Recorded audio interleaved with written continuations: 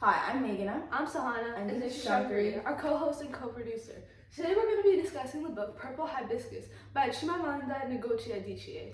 So, this book, I actually got recommended to it by my grandma who read this book, and she said that it was an amazing read. So that's why I decided to read it in the first place. This was Sahana kind of decided to read it. Mm-hmm. And it is very true in her words. It is a very amazing book. Mm-hmm. However, I just want to point out that, going forward into this video, this book does deal with topics such as extreme physical abuse. So if that triggers you, then please do not watch this video. Like you can watch any other video on our channel. Alright, so let's get started on discussing this book. So do you want to give us a quick summary? Yeah, sure. So this book deals with this girl named Kambili who's living in Nigeria. And her father is a very significant figure in the community. He's known as a very charitable man. He's extremely religious and involved with the church. He is pro-democracy and kind of fights for that and is very vocal about his views. And to the community, he's kind of this ideal guy. He's the guy that everyone respects and looks up to.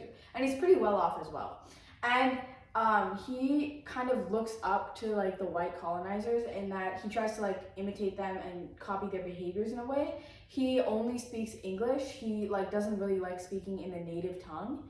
And so to the community, he's kind of seen as this beacon, basically. However, we see another side of him, which is his home. In the home, he's not mirroring these same traits. He's actually a very physically abusive husband and father, in that if he thinks that his children are sinning, then he abuses them. And his children and wife are allowed very little personal freedom. They have to do extremely well in school. They have to live up to a certain standard for him, and that kind of isolates them from the rest of their classmates and the rest of their people at school. The main character, however, it's not cut and dry and black and white for her. She kind of views her dad as doing everything out of a place of extreme love. So she loves her dad, at least at the beginning of the story. She loves her dad, she treasures her dad a lot. He's a very important person to her, and she will do anything if it means making him proud.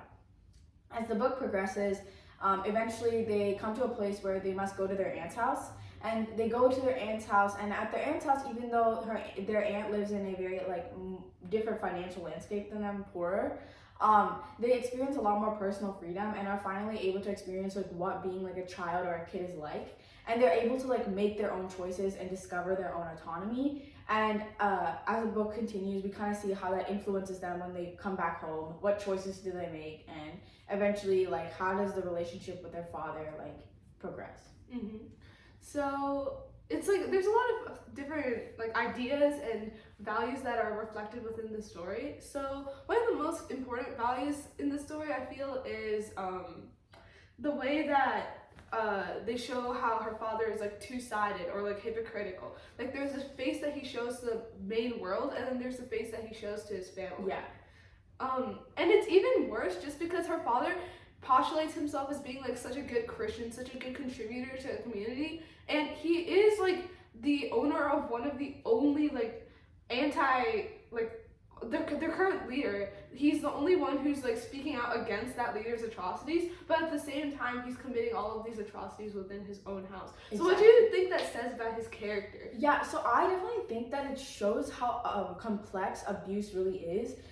Oftentimes I feel a lot of people have this very wrong reaction of when they see somebody in a physically abusive relationship, mm-hmm. They're oh, you can just get out of it. Isn't it obvious that he's hurting you, or she's hurting you, or this person is hurting you? Mm-hmm. Can't you just leave the relationship? Isn't it kind of easy to see that this is not healthy? No, it's not. And Purple Hibiscus deeply explores that, because Kambili loves her father to an extent that she will do anything just to see him smile, just to see him happy. Mm-hmm. And the way the author contrasts how good he is on the outside to how negative he is with his own family is crazy, and contributes to the idea of Kambili constantly questioning herself and being is it fine to dislike my father's actions when he's such a good person? Yeah, there's points in the book where he severely abuses her mother, and she kind of almost wants to kill him, but she's how could I even think of that about my dad?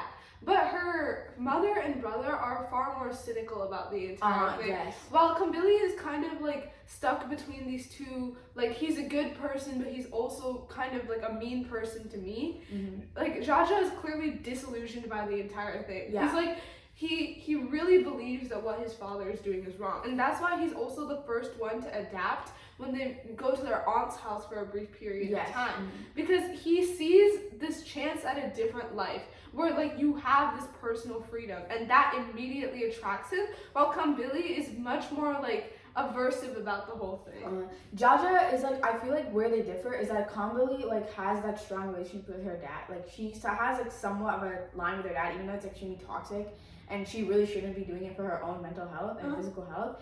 Like Jaja is just doing it so that he has a place to live. Like he's just doing it so he has a place to survive. Like it's clear that he accepted that their dad was abusive and a bad father way earlier than Kambili did. Like even her mother, I would argue, like there's a point in the novel where she reaches her breaking point, but like before that, like she was kind of like a little devoted to Kambili's father. Like she was kind of like you know, like waiting on him and like doing all these things. And it says in the book that she had these like very precious like ballerina figurines that she would like keep with her.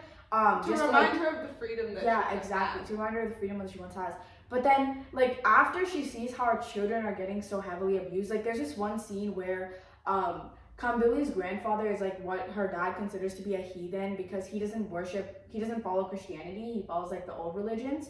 So, when Kambili goes to visit him and ends up, like actually liking her grandfather because he's so like loving towards her and Jaja, her dad gets so mad that he makes her stand in a bathtub and he pours boiling water on her feet. Yeah. And he's like, you have to be punished. Like when I was a child and my teacher caught me like wavering from the way of Christ, like I was punished and this is the only way you're gonna learn. And her mom is just watching her like going through this punishment and she's like shaking and crying and she's like, how can I like be with a guy that every single day he kills my children, you know? And she kind of like reaches her tipping point there. Yeah, and then I think the place where she really reached her tipping point was when her father broke her. Like she had all these glass figurines, right? So when the dad finally ended up breaking all those glass figurines, she just completely like, and it was kind of symbolic, right? Because he broke it with a cross, as far as I remember. Yeah, he like throws it at the figurines and they shatter, and it's just that moment is so symbolic of like how she finally like tips, like that's the point. Exactly. And that's so intriguing because that's also the point where the book begins, when he breaks those figurines, and then we go back to the beginning and then we go into like how did we get up to this point. And it's such a good book when it comes to like detailing how this kind of toxic relationship can last, like how the victim will constantly be justifying their abuser and all of these other things. So like the way this book deals with abuse is really complex, and it's also really interesting to see, particularly if I feel like you could get value out of it even if whether you are a victim of abuse or even if you aren't, you can get to see what it feels like.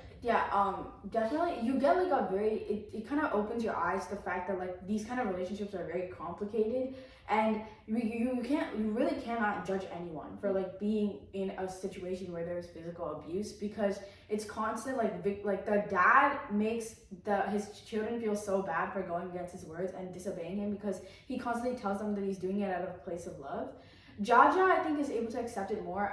In terms of religion, the author does like this really interesting thing where she shows how like at the aunt's house, like she doesn't necessarily say that Christianity is bad, but at the aunt's house they're given their personal freedom to decide like whether I want to follow this religion or not. Because their aunt is completely fine with her grandfather having a different religion than the rest of the family. He actually respects his wishes, and when he passes away, she wishes to bury him with the religion, in terms of the religion that he followed. And when Jaja gets to the aunt's house, he kind of like distances himself from Christianity. He doesn't see like it as a positive thing, and he wants to like get out of it. Whereas Kambili instead finds like solace in like the Virgin Mary and like her. So it shows like how even though both siblings have like a different opinion and view on religion, at the aunt's house at least they get to choose. Whereas at home it's kind of just like you have to follow this one tradition, like my way or the highway kind of behavior. And then like the book, it's called Purple Hibiscus, right? So another really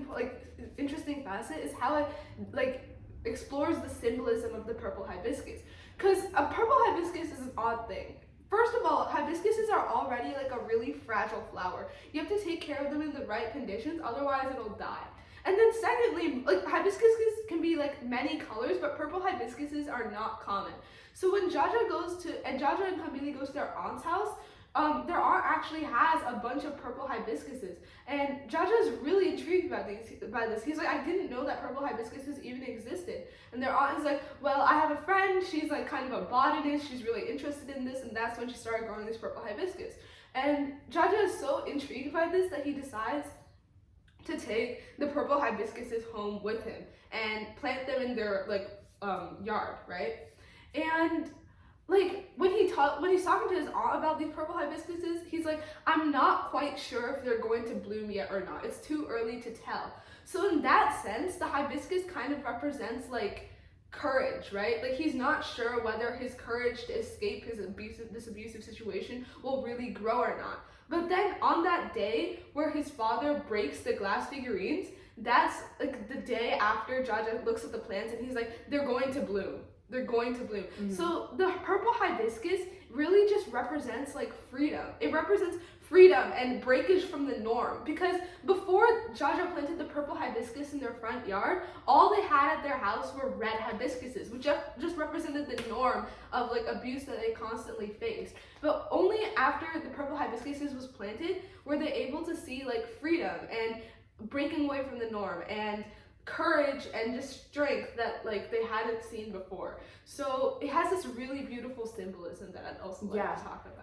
Mm-hmm. That is like 100%. The whole book is like called Purple Hibiscus for a reason, and I think Sahana explained it like really well. Like in terms of what does it mean in terms of courage, bravery, valor, having the courage. I think the reason that her dad breaks the statues is because I think Jaja, like he went against like the way of the church like the day before. Mm-hmm. He refused to participate in a Christian ceremony, mm-hmm. and his dad like absolutely went crazy over that and breaks all the statues. But after that, he kind of like shrinks away as Jaja continues to defy him, showing that if you show your courage like once or twice, like if you show that the abuser doesn't have control over you anymore, mm-hmm. they kind of like lose their power and like shrink away a little. After that, he just stops caring. Mm-hmm. And the aunt character is such a beautiful, caring character, because there's a one point in the book where basically this was probably the most heartbreaking point of the book for me, because they were coming back from their aunt's house and their grandfather had just died, and both Jaja and Kambili really connected to him, and they wanted to remember like a piece of freedom that they had at Auntie Ifeoma's house before they came back to their dad's house and had to endure like the rigid norms. Mm-hmm. So they like Jaja, if I remember correctly, he took petals from the purple hibiscus, mm-hmm. and Kambili took this watercolor painting of her grandfather that her cousin had painted, mm-hmm. and they both bring that home and they hide it. Right, as if like they need to hide something as like what we consider basic as autonomy and personal freedom. Mm-hmm. And when their dad discovers this painting and the petals, he goes absolutely feral over them, saying like, why do you have a heathen's objects like in my house? Why do you have a heathen's portrait in my house? And he thinks Kambili will submit, and he thinks that Kambili will just fold over easily because that's what she's been doing over and over again. But she throws herself over the painting, and he hits her and he beats her, like he kicks her so many times that she ends up going to the hospital. Mm-hmm. And at the hospital, she keeps calling for her aunt, and when she finally arrives, I feel like that's when she could finally drink that drop of peace. Mm-hmm. Like the siblings' relationship with their aunt is truly like loving and caring, and shows how like an actual relationship with a parental figure is supposed to be.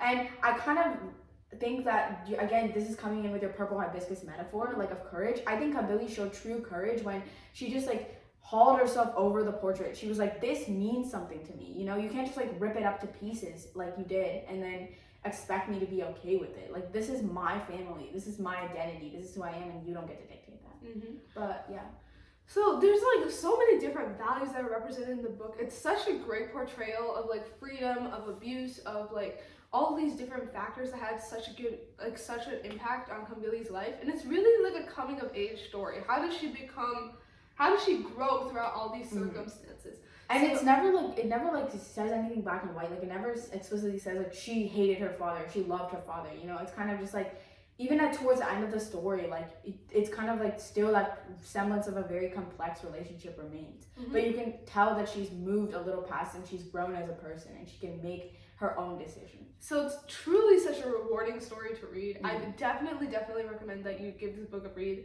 if you're okay with the themes. And yeah. All right. Read Purple Hibiscus. Bye. Bye.